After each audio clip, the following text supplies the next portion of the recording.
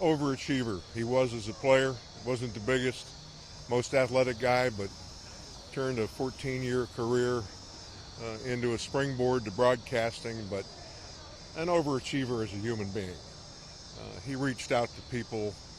He was fair, he was friendly, he cared about others. He was just a very, very special person, and he left his mark, and that mark will be missed. How you feeling today? I'm down, but, being Irish, I'm taught that you should celebrate lives, and there was one that had great reason to celebrate. Like I say, he'll be missed, but that's our problem. He was special, and I don't know of any other word that I could use that would be better than special. What's the lasting legacy and impact he had, not just for the Steelers, but for this whole Pittsburgh community? Well, his work with the Light of Life Rescue Mission, his ministries where he helped people in dire straits emotionally, mentally. He reached out to people like that and pulled them toward him. You can't teach that. You can't replace it. What will you always remember about Tunch? I'll remember our times in the booth, our times of fun when the Steelers won, our times of not grief, but maybe unhappiness when they lost. And I'll never forget the one time in Cleveland where the Browns had a big lead and Ben came back with a second half effort that was Herculean. And there was nobody left but one guy in the stands, and we're doing our wrap-up.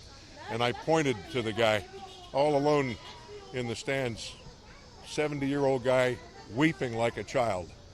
And the smile on Tunch's face like, well, that's what it's like when life is grim.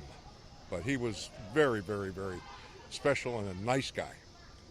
When you guys do the broadcast this year, what's it going to be like without him being a part of it after he's been with it for almost 2.5, 3 decades? It's not easy.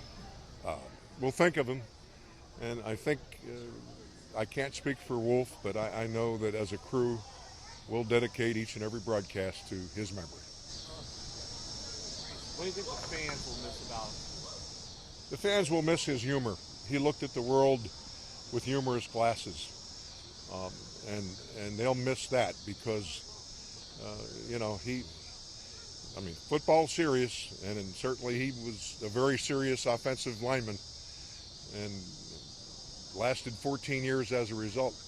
But they'll miss that treatment of life as something to enjoy, not something that's drudgery, and they'll miss that. Can he become part of Pittsburgh?